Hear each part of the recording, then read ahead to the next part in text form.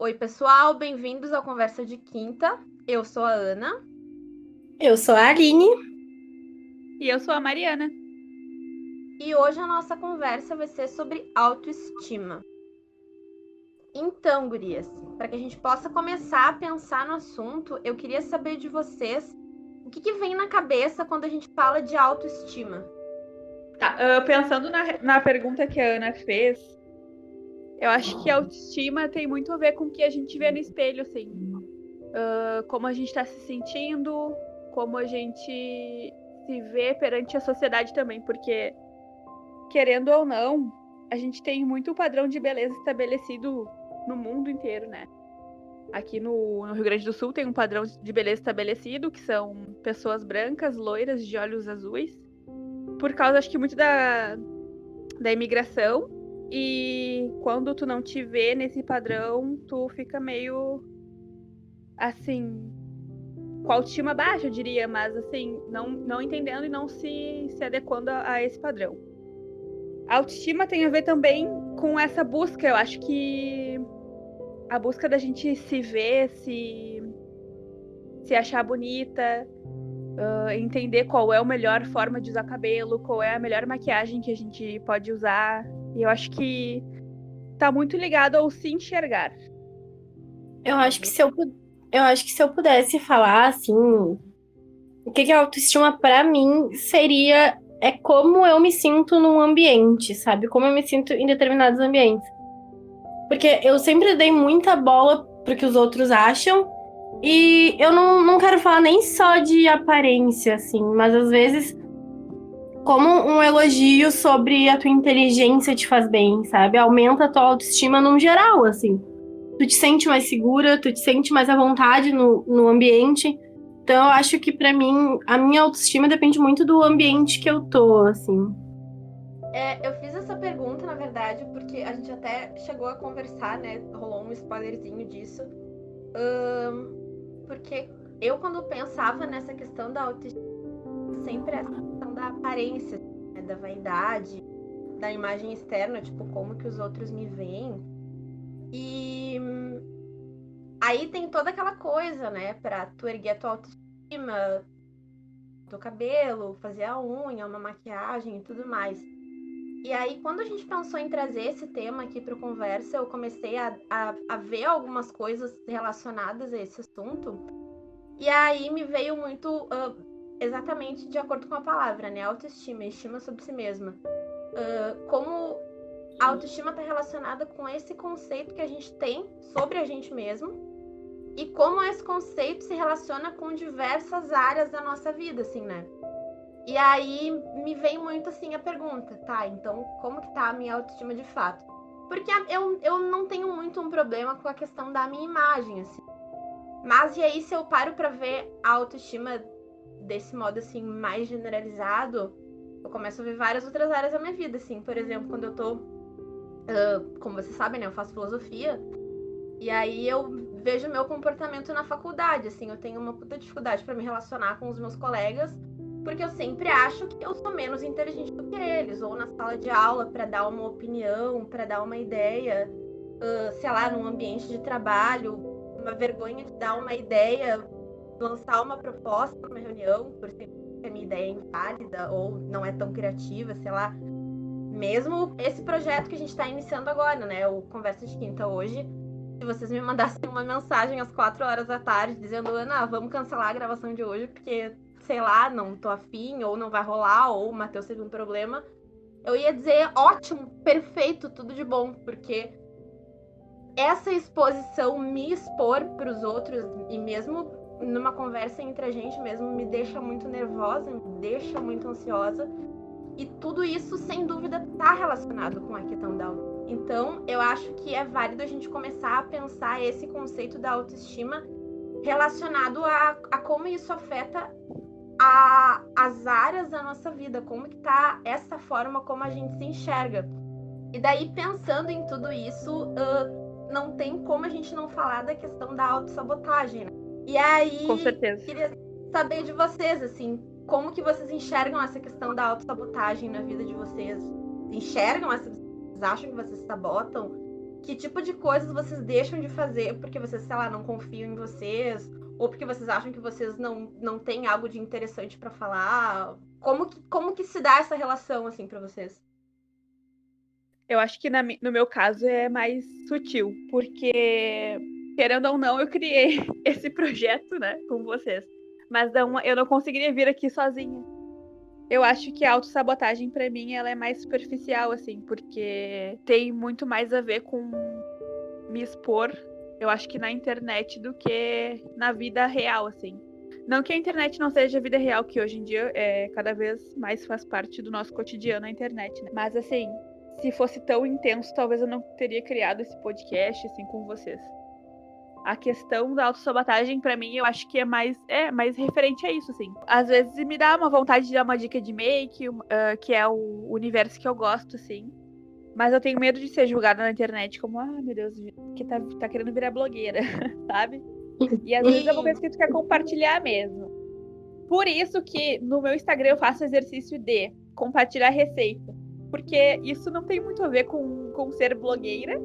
E eu consigo criar uma arte bonitinha, fazer essa parte do design, que vocês sabem também que eu gosto de fazer.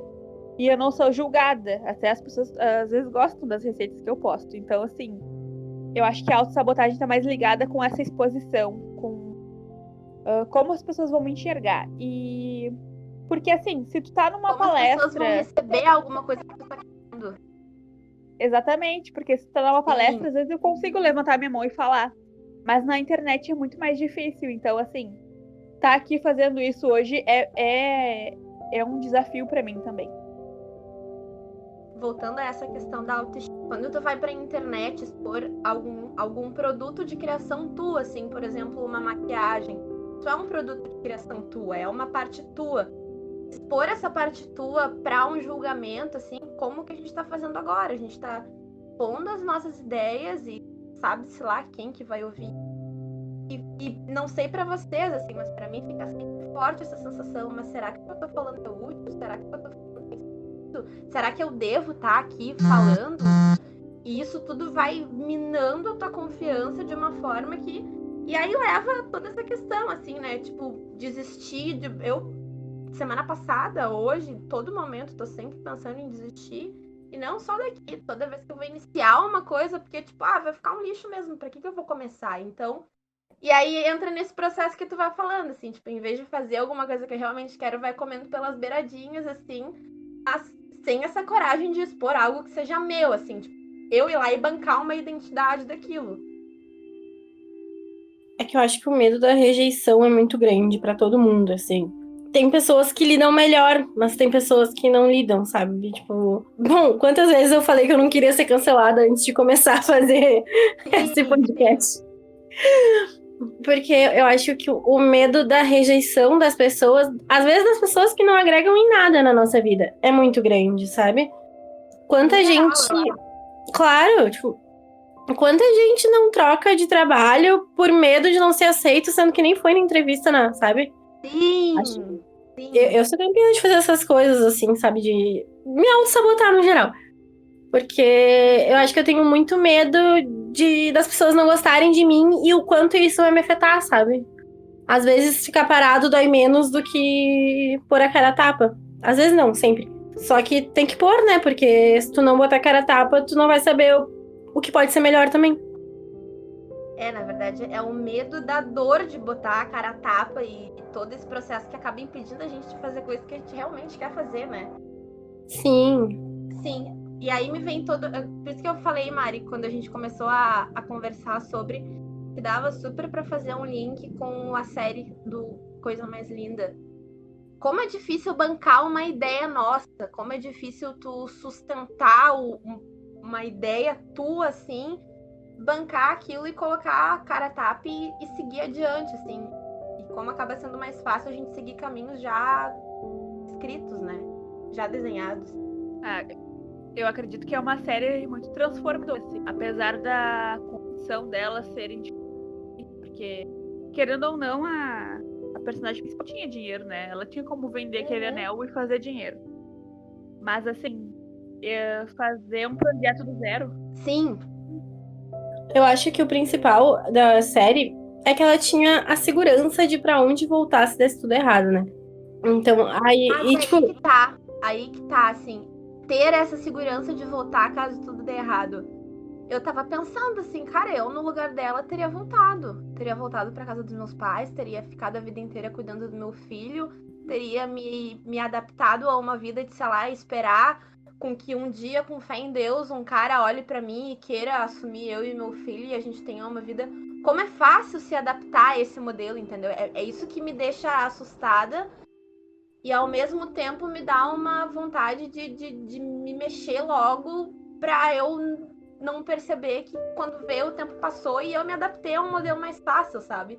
Mas ao mesmo tempo, como é difícil não se acomodar a esse modelo fácil. Eu só queria contextualizar.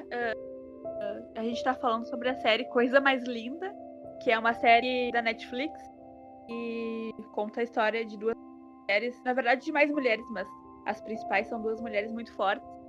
Inclusive tem uma personagem negra que elas juntas conseguem montar um bar no Rio de Janeiro, né? Só pra contextualizar. eu queria contextualizar também que acontece no ano de 1960. Por isso que a gente falou de coisas mais retrógradas, tá? Porque óbvio que hoje em dia ninguém mais precisa de um homem. Mais retrógradas naquela.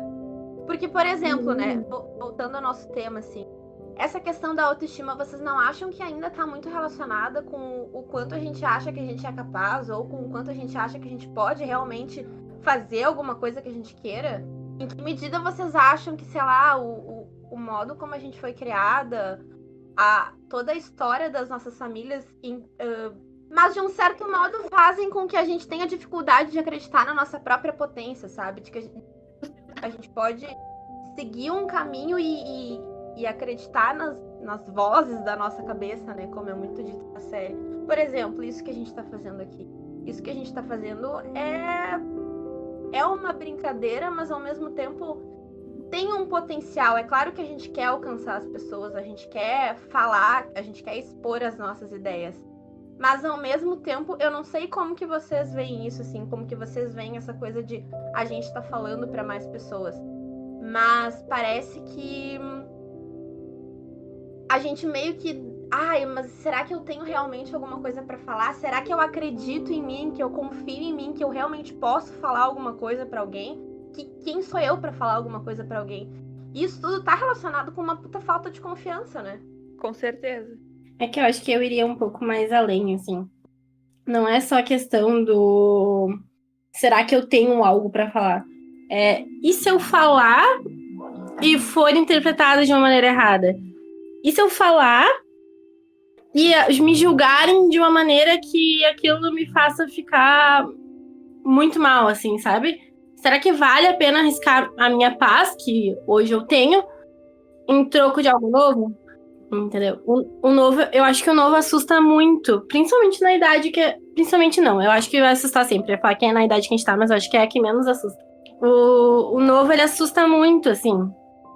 Porque, óbvio, né? Ninguém nunca chegou lá. Então, sempre vai assustar, porém, sempre vai ser mais inusitado, né? Quando se der certo, se der errado, sempre vai ser mais inusitado.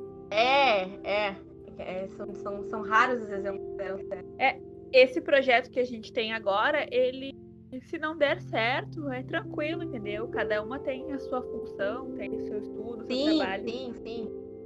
Eu acho que pega mesmo essa autossabotagem quando a gente precisa tomar uma decisão que talvez mude a nossa vida, assim. Sim. Quando tem que decidir trocar de emprego. Do nosso dia a dia, né? Isso. Quando tem que decidir naquelas, né? Que pega, por exemplo, na semana passada, né, a gente tava falando sobre essa questão da faculdade e tudo mais. Eu não cogito, assim, muito essa coisa de trocar de curso, eu gosto muito disso. Mas eu me vejo me sabotando muito na questão da minha faculdade, assim. Com relação a essa coisa da troca com os colegas, com relação a isso de eu tenho uma ideia de um projeto, de uma pesquisa, mas, será que eu tenho capacidade para fazer essa pesquisa? Será que, nossa, mas fica lixo e aí eu vou colocar o meu nome lá no meio? Então, é muito uma crença de que eu não sou capaz de fazer aquilo e aí eu vou sabotando. Então, o quanto aquilo que eu quero ser acaba deixando de ser conquistado, porque eu acho que eu nem vou conseguir aquilo. Então, pra que eu vou atrás? E aí eu vou procrastinando as coisas, eu quero desistir. Como a gente estava falando, né, sobre essa questão da autoestima, que como eu disse, eu tinha muito essa visão de que a autoestima, ela estava relacionada com essa parte mais visual, assim, né, da imagem, se cuidar e tudo mais. E aí me vem, Mari, um tweet que tu fez essa semana, né, sobre... Tu botou um gif lá de um cachorrinho todo tímido, eu quando recebo algum elogio sobre conversa. E é muito interessante Sim. isso, a dificuldade que a gente tem para receber um elogio, a dificuldade que a gente tem para aceitar que alguma coisa que a gente faz é interessante, é legal e as pessoas gostam daquilo e acham aquilo legal. E parece que tipo, quando alguém elogia, não, mas calma, não é bem assim. Tipo, como eu disse na semana passada, né? Eu tô mexendo muito com costura agora, tô tentando criar roupa, criar coisinhas assim pra ocupar meu tempo, isso tá me fazendo muito bem. E aí eu fiz uma bolsa que eu achei muito massa, e aí a minha prima veio e elogiou, e eu fiquei, não, mas a costura ficou torta, não, mas isso aqui ficou feio, não, mas isso aqui eu não gostei. No lugar de simplesmente aceitar o elogio dela, tipo, ficou legal. Ou quando alguém vem e me elogia, faz alguma coisa, no lugar de simplesmente aceitar aquele elogio, é mais fácil pra mim recusar ou dizer que a pessoa tá enganada de estar me elogiando. Como vocês sabem, eu tenho uma irmã chamada Marielle. E ela pegou o link do meu podcast, do nosso podcast, né? E colocou no grupo da família. E aí, pensa, né? Eu comecei, aí todo mundo elogiando e eu, meu Deus, o que tá acontecendo, né? As pessoas ouviram isso? Então, foi por isso que eu fiz esse tweet, assim. Porque é difícil mesmo tu ser elogiado por algo novo, algo que tu não tem certeza sobre, e algo que pode gerar frutos ou não, né? A gente não sabe, isso é incerto. Mas por isso que eu fiz aquele tweet, assim, porque a gente sente essa vergonha mesmo, a gente tenta... É uma vergonha, né? É uma vergonha. E a gente tenta achar todos os erros possíveis, todos os defeitos, e às vezes a pessoa que tá ouvindo nem... elogio, né? A pessoa que tá ouvindo nem tá ligando, sabe? Gostou do papo, achou legal, e é isso, assim. Eu tenho a experiência da minha prima, que eu até coloquei aqui pra falar, a Larissa, que a gente sai muito. Quando a gente sai, ela tem um cabelo Black Power, assim. E é muito comum as pessoas elogiarem o cabelo dela quando a gente sai. É muito comum. E eu acho muito engraçada a atitude dela, porque quando as pessoas vêm elogiar, tipo, ai, nossa, que lindo teu cabelo. Ela olha para as pessoas e fala, obrigada, como quem diz, eu sei, mas obrigada. E aquilo é sincero, sabe? E eu fico, cara, como é que ela consegue fazer aquilo? Eu acho que é um nível assim que, sei lá, talvez daqui a alguns anos eu consiga fazer isso. Mas é uma autoestima que eu acho muito foda. E aí, voltando ao que a gente estava falando, né? Essa questão de relacionar a autoestima com a autoimagem. Enquanto eu estava pensando, né, em como que a gente ia conduzir essa conversa, eu fiquei pensando em que medida é útil associar a autoestima só à autoimagem, o quanto a gente perde associando a autoestima só à autoimagem e o potencial que tem a autoestima quando a gente vai pensar nisso pra gente olhar para outras áreas da nossa vida, assim. Vendo essa questão da autossabotagem, quanto a gente deixa de fazer as coisas que a gente quer fazer, quanto a gente se sabota mesmo porque a gente não acredita.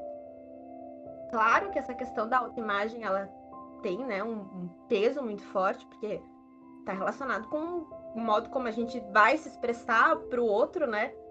Mas eu acho que é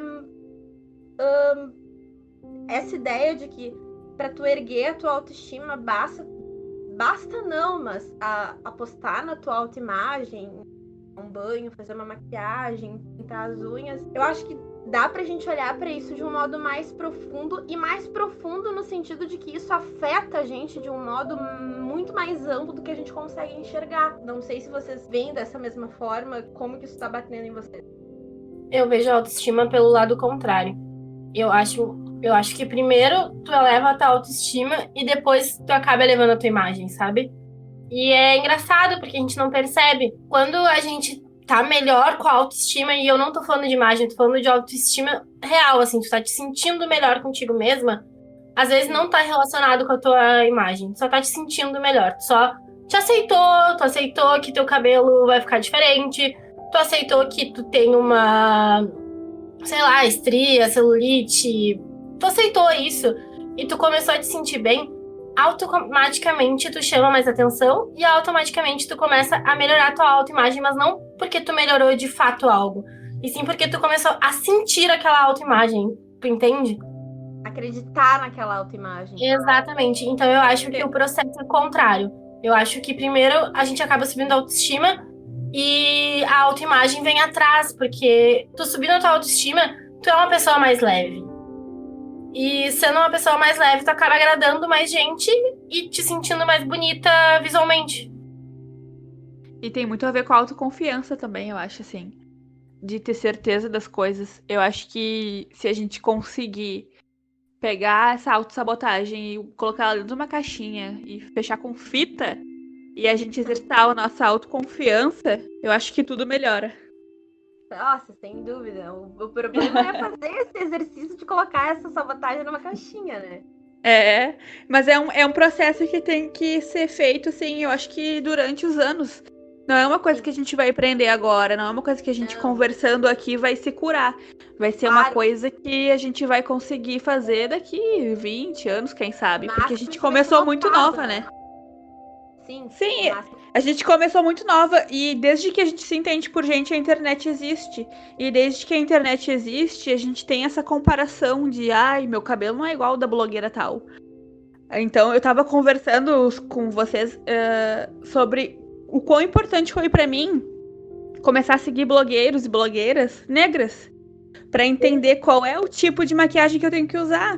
Porque às vezes a gente vê assim, mas a fulana de tal é branca, ela usa essa base.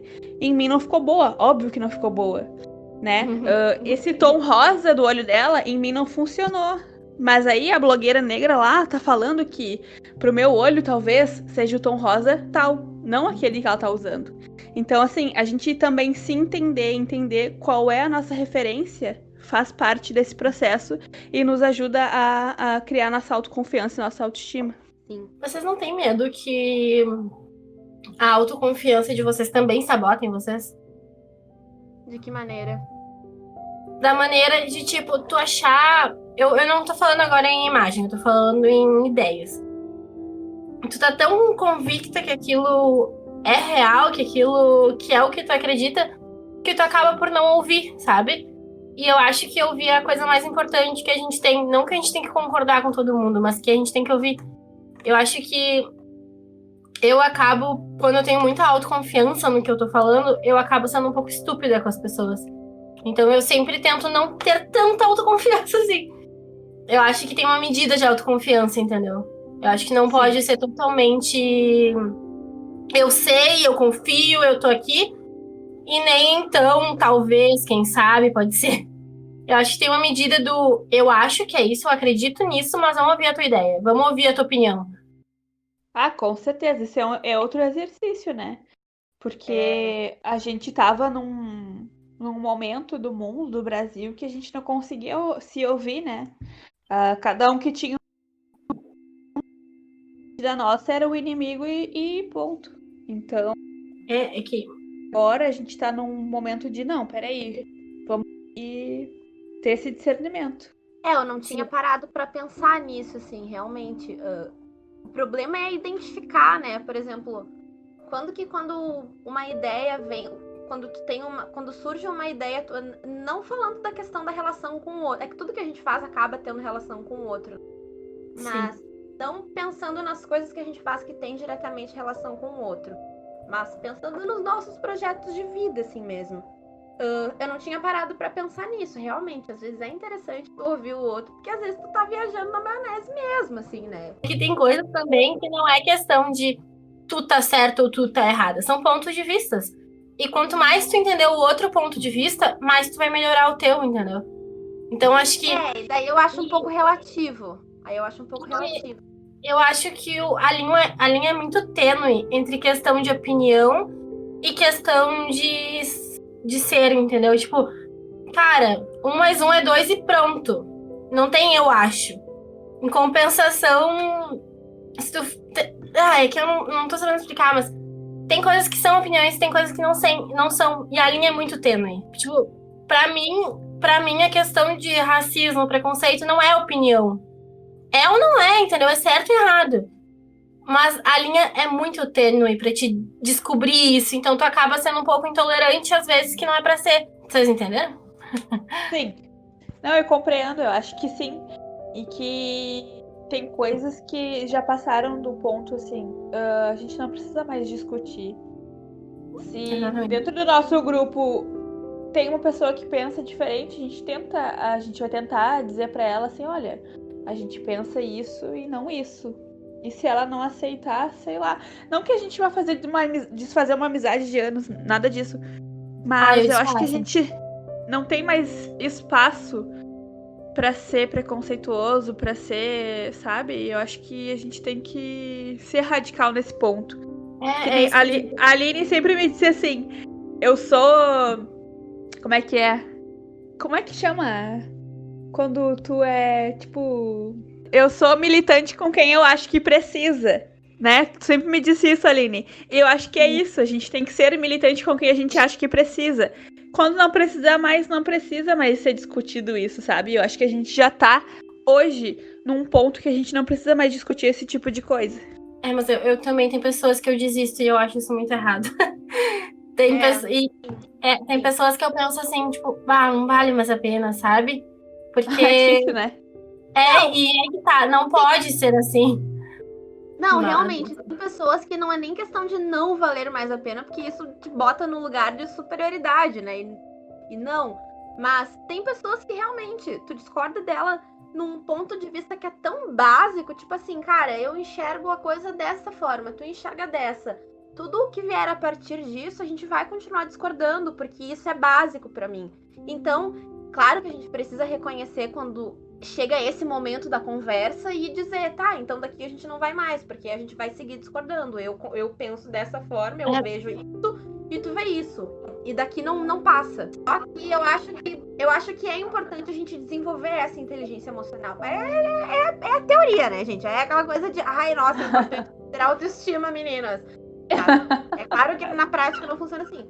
Mas, em se tratando disso, é claro que falta inteligência emocional nas pessoas, de um modo geral, em mim.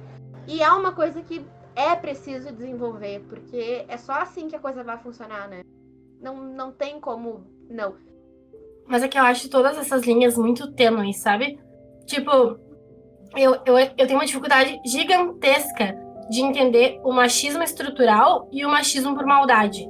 Tipo, o machismo porque aquela pessoa aprendeu assim e viveu a vida inteira assim, e ela realmente só tá falando, reproduzindo, e quando não, ela tá falando aquilo porque ela gosta daquilo. Sim, a diferença da pessoa que é ignorante no assunto e da pessoa que já conhece o assunto, mas escolhe pensar assim, né? Exatamente. E eu tenho uma dificuldade gigantesca. Eu já cometi erros absurdos, do tipo assim, ficar muito braba com uma mulher que não é feminista por algum motivo, entendeu? E eu ficar muito braba, só que daí depois as minhas amigas darem nos meus dedos, tipo assim, claro, tu foi bem legal com ela, em vez de tu explicar pra ela, tu ficou braba. Sabe? E realmente, isso eu acho que é meu erro principal, assim. Isso me faz eu ser muito insegura quanto a várias outras coisas, porque eu tenho que estar sempre pisando em ovos pra saber as coisas, assim, sabe? Acho que a insegurança, ela é ruim, mas tem que ter um pouquinho, não pode ser totalmente autoconfiante pra não virar arrogante, né? Ai, pois é, eu fico pensando entre um extremo e outro. Tu prefere a arrogância de quem banca uma opinião e erra, errou, né? Mas bancou uma opinião, ou a pessoa que não banca a opinião fica quietinha com medo de expor? Eu sou essa pessoa, tá? Eu acho os dois ruins igual. Mas eu acho que se fosse pra errar num extremo, eu preferia errar no outro, porque com o outro ao menos tu aprende, né, Aline? Ao menos debatendo, colocando a cara a tapa pra debater com outra pessoa, ainda que tu fale merda, tu aprende. Então... não, mas a gente tá falando que e voltando, né, ao nosso tema da autoestima, autoconfiança e tudo mais, o quanto a gente perde não se expondo, não falando. E voltando na pergunta que tu fez, né, se essa super confiança às vezes não dá uma sabotada na gente também. Não sei em que medida, não sei em que medida não vale mais a pena essa confiança de sabotar do que a tua falta de confiança que te impede de fazer, te impede de agir e faz com que tu sequer aprenda, porque tu segue com a tua opinião, porque tu não mudou, tu simplesmente não expressou ela, mas ficou com medo de expor. Mas é que tu tá falando da tua insegurança, né? Falando da insegurança... É que eu vou falar da insegurança num outro modo que talvez seja o meu, tá? Que é a insegurança não de não falar, mas de ter a opinião muito flexível. Não é o meu, mas é ter a opinião muito flexível, tu entende? Opinião flexível no sentido de estar aberta à mudança? Não, a opinião muito flexível a ponto de tudo que as pessoas te falam, tu considera como certo e daí tu acaba... Sim. Então isso é muito perigoso também. Eu acho que tem os dois lados e tem uma medida... Tem uma linha ali entre a medida certa e a errada, entendeu? E claro, é muito triste. Eu acho que a gente vai errar pro resto da vida. Mas pode falar. Eu acho que a gente só vai aprender se a gente estiver disposto a escutar o outro, assim. Porque não adianta a gente ir pro debate cheio de armadura, né? Tem uma coisa que é a nossa opinião e que eu acho que, assim, se tu considera ela certa, tu tem que tentar manter ela e assim, tentar mostrar pro outro o que tu acha certo ou não. Mas quando tu vai pra um debate, assim, totalmente armado, tu não vai conseguir discutir e chegar no consenso. E as pessoas hoje em dia estão muito preparadas para bater, sabe? Não querem ouvir, não querem apanhar. Então, assim, fica difícil conversar, porque tu não dá oportunidade pro outro de falar, tu não dá oportunidade pro outro de interagir contigo, então é difícil. É que é muito difícil mesmo, né? Porque eu não sei vocês, mas eu sou uma pessoa que é bem difícil de debater comigo, porque eu tomo a minha ideia como se aquilo fizesse parte de mim. Então, se tu ataca a minha ideia, tu tá me atacando. Então, é muito difícil tu ter essa humildade de entrar pra um debate e reconhecer que às vezes o teu pensamento é meio lixo mesmo, entendeu? É difícil. Mas é... Capaz, Ana, eu nem te conheço há 12 anos. Então, E eu me considero uma pessoa super aberta, super flexível, super sujeita a mudar de ideia, se eu perceber que esse é o caso. Mas ainda assim, fica claro pra mim que quando eu tô debatendo com uma pessoa, eu quero mostrar e impor a minha ideia. E se a pessoa discorda daquilo, já começa a me inflar e vem uma raiva e como tu ousa discordar de mim. Então, é difícil a gente exigir do outro uma coisa que pra gente mesmo é difícil. Mas eu também já fui muito assim. Eu acho que eu ainda sou, eu tô buscando melhorar, eu tô tentando fazer uma autoanálise diária. Que chega num momento que eu já nem sei mais o que tô defendendo. Eu só tô defendendo o fato de eu estar certo, entende? Sim. às vezes a conversa do tanto que tu até tá concordando com a pessoa, mas não, tem alguma coisa aqui que não tá batendo. Então eu acho que e isso é uma característica de pessoas seguras, né? Então eu acho que tem que ter um limite, sabe? E eu até ia falar que a Mari falou que tu vai pro debate muito armado, tu acaba não absorvendo nada. Essa é a diferença do líder e do chefe, né? O líder, ele só manda a ideia dele. Não, o contrário. O chefe, ele só tá ali pra impor a ideia dele. O líder tá ali pra construir a ideia junto, né? Então acho que devemos buscar ser líderes e não chefes. Voltando para essa questão, né, de conseguir receber um elogio e tudo mais, de se aceitar nessa forma, e de como essa ideia da autoestima tá muito, de alguma maneira, vinculada com a questão da imagem. Como que muitas vezes pessoas que estão dentro desse padrão, não vou dizer, mas que tem uma certa aceitação da imagem, ainda assim, se tu for olhar a autoestima de um modo mais amplo, tem várias outras coisas que afetam ela. Por exemplo, no teu caso, Aline, como que tu vê essa questão da autoimagem pra ti e de que maneira tu acha que, embora tu esteja dentro de um padrão aceito, assim, né? Tu te sente dentro desse padrão? Tu te sente essa pessoa que tá ok com a autoestima? Vou falar uma coisa engraçada. Esses dias eu fiz um teste de dentro do padrão ou não. E era de 9, eu fiquei acho que 6 dentro do padrão. Então foi pouquíssimas coisas que eu não fiquei. Assim. Sério? Mas Sério. qual era o critério? Não, era um teste de padrões. Era tipo assim, se tu acha produtos pro teu cabelo com facilidade, se tu acha produtos pra tua pele com facilidade, se tu acha roupas pra vestir com facilidade. Daí era 9, se não me engano, eu fiquei com 6, assim. Que, tipo, ou seja, eu tô bem dentro, né? Mas eu esperava mais. Esperava mais de você, Aline. Se eu achar o teste, mostra pra vocês. É bem legal, assim. Tu fica bem pensativo, assim.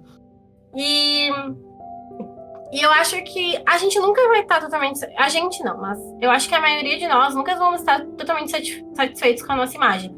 E até quando é quase tudo dentro do padrão e uma coisa foge, essa coisa ela te atormenta muito.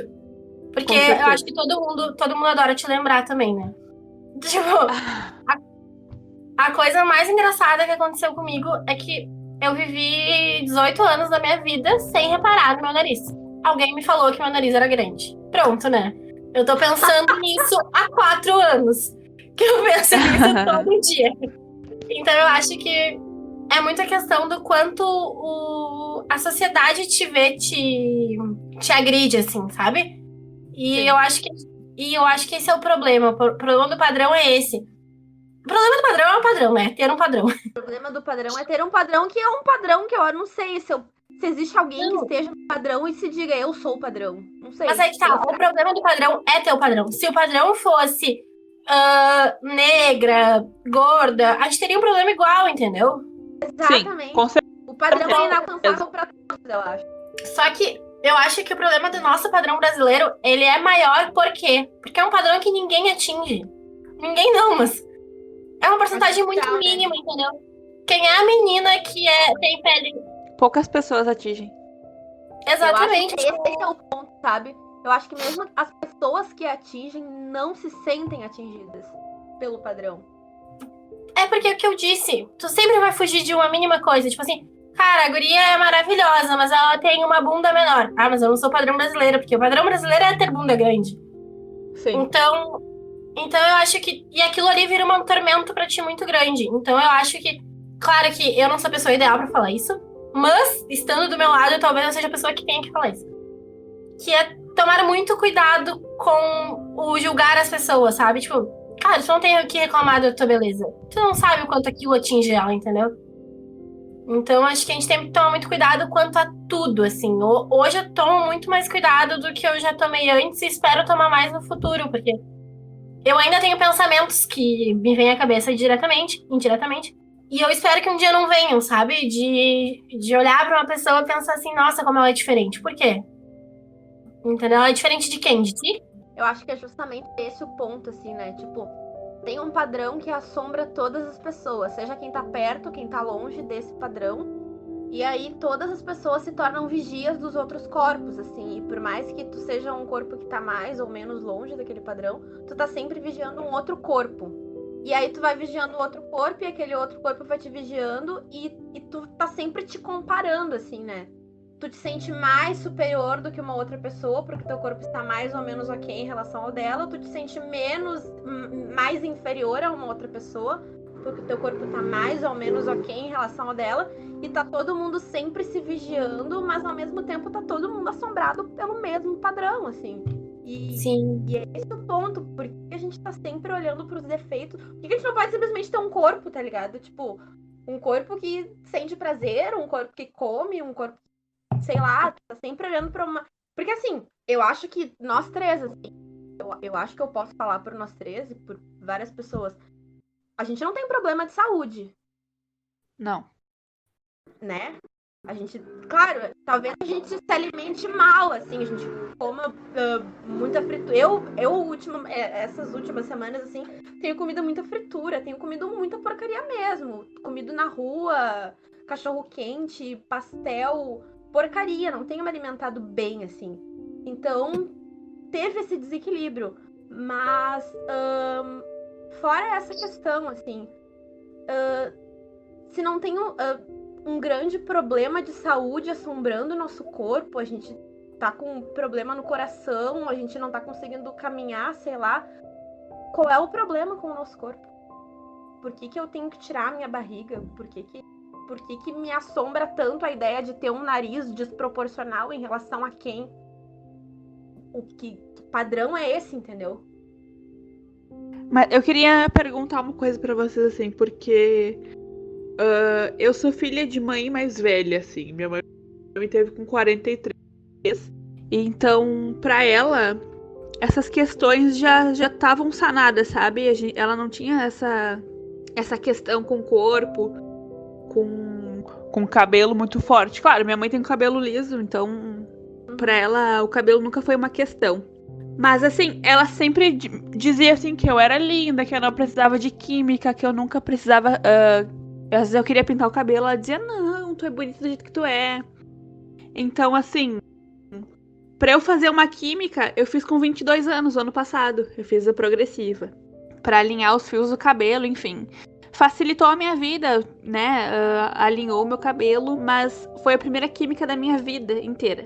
Então eu queria saber, assim, de vocês. Desculpa, Ana, tá pegando o teu assunto pra criar uma pergunta, mas assim, Sim, o quanto a família de vocês interfere nessa busca pela beleza ou nessa busca pelo padrão? Pesado, hein? Facada no rim. Eu acho que pesa muito, assim. Até porque eu nunca fui uma menina magra. Tive fases mais magras e fases mais gordinhas, assim. Mas eu também nunca fui a menina que tu olha e diz assim, deve estar com problema de saúde, sabe? Sim. E mesmo assim, minha família sempre me encheu muito o saco quanto a peso. Muito, assim. E às vezes eu lembro que não era problema de fora, assim, era bem interno, sabe? Tipo, vamos supor, eu estava sendo paquerada, não estava com problemas nenhum de bullying na escola, nem nada, mas acho que dentro de casa eu sempre tive a cobrança de emagrecer. E claro que isso sempre me afetou, até porque teve momentos da minha vida que eu estava mais magra e que eu falava que eu era gordinha, as pessoas, gente, não tá gordinha, sabe? Mas como dentro de casa me falavam que sim, eu sempre levei que sim. E não que isso seja por maldade, tá? Minha família é maravilhosa. Eles sempre falaram porque também era algo que eles viam como tem que melhorar. Mas não é maldade, eu acho que o padrão ele tá pré-estabelecido, né? Já. É uma coisa cultural. Muitas vezes eles tiveram essa mesma pressão, né? Sim, e o problema da intimidade também, né? Quanto mais intimidade que tu tem com a pessoa, mais ela pode te falar o que ela acha que ela pode te falar as coisas. Quanto mais intimidade a pessoa acha que tem contigo, mais ela acha que pode te falar e te cobrar, né? Exatamente. Pegando o gancho, então, da Aline, né? Dessa questão da família. Eu sou uma mulher negra e é muito engraçado. É muito engraçado, não, né? Muito louco. E o quanto essa questão da negritude é não vou dizer um peso, mas é uma questão até para nós mesmos. Eu lembro que quando eu era pequena, pra mim a questão central sempre foi o meu cabelo. Meu cabelo sempre. E, gente, eu lembro assim, na minha adolescência, eu deixava de fazer coisas em função do meu cabelo. Tava lembrando, até enquanto eu tava pensando nesse assunto, eu pensei em trazer isso à tona, mas fiquei meio assim, porque é um tema muito sensível pra mim. Mas uma amiga ganhou uma daquelas promoshare, assim, de festa, né? Com direito a um acompanhante, e me chamou pra ir com ela. E eu não fui, porque naquele dia eu tinha lavado meu cabelo, naquela época eu usava chapinha, não ia dar tempo de eu fazer uma chapinha, eu deixei de ir na festa. Deixava de ir na aula. E sempre teve essa coisa, assim, do meu irmão, do meu pai, folgando em mim desde pequena no meu cabelo. Então, essa sempre foi o máximo, assim, da minha questão em relação à minha identidade. Então, sem dúvida, a questão da família, do modo como essa tua autoimagem, essa tua autoestima vai se formando, tem relação com o modo como tu te vê. Hoje eu não tenho grandes questões em relação ao meu corpo. Quando eu era mais nova eu até tinha, porque eu era chamada de magrela e tudo mais. Mas com o tempo isso foi passando, eu fui me aceitando e hoje eu já nem acho que eu sou magrela. Mas essa questão do cabelo ainda é uma coisa que me assombra, ainda é uma coisa que eu tenho trabalhado comigo e que, sem dúvida, ainda é um ponto central da minha autoestima. Então, com certeza, a família tem um papel central nessa construção. Fundamental, essencial e... Ana, eu acho teu cabelo lindo, cacheado e liso. Tanto faz. Ai, para! Se você olhar bem. Ai!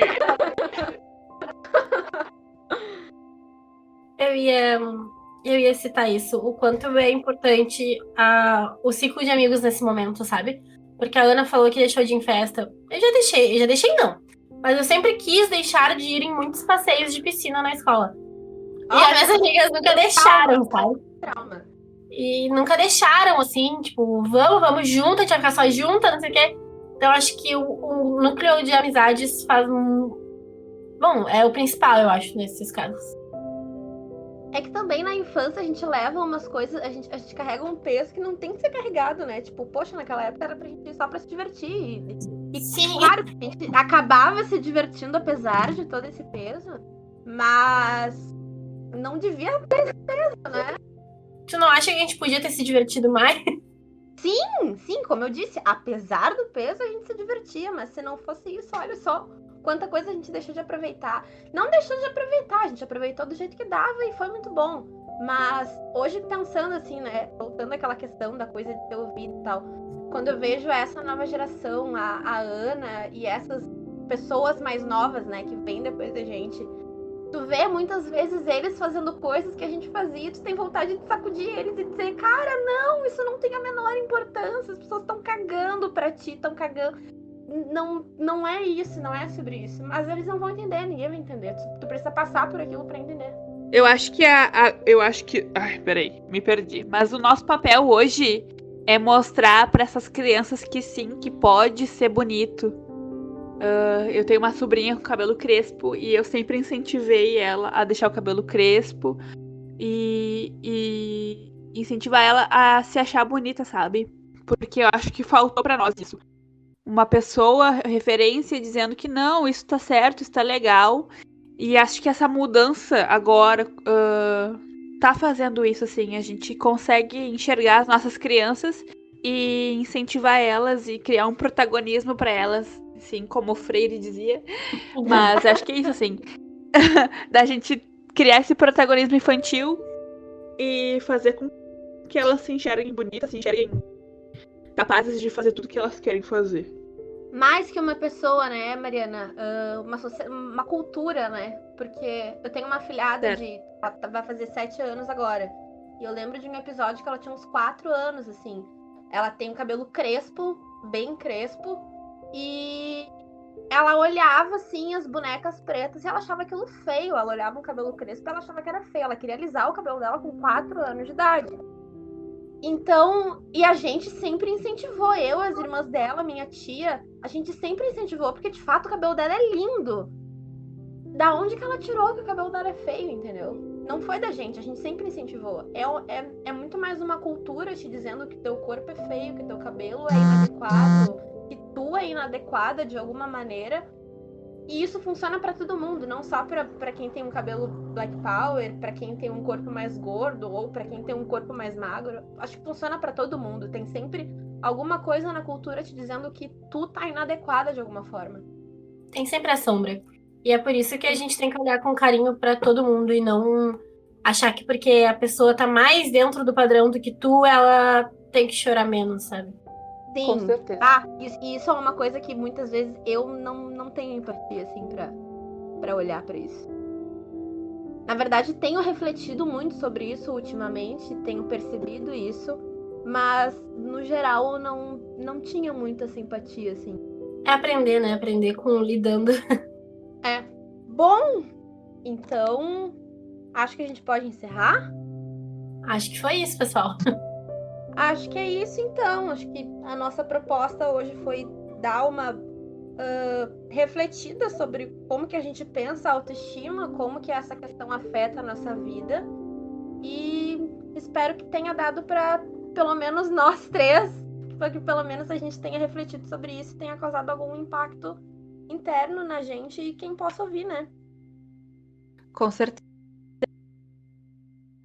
Deixando aqui o recado, assim, motivacional de toda quinta, que a gente consiga se olhar e se que a gente consiga se olhar e se ver bonita, que a gente não dependa só da maquiagem, só de uma escova, de uma chapinha, mas que a gente se enxergue bonita e é isso. Beijo, até quinta que vem.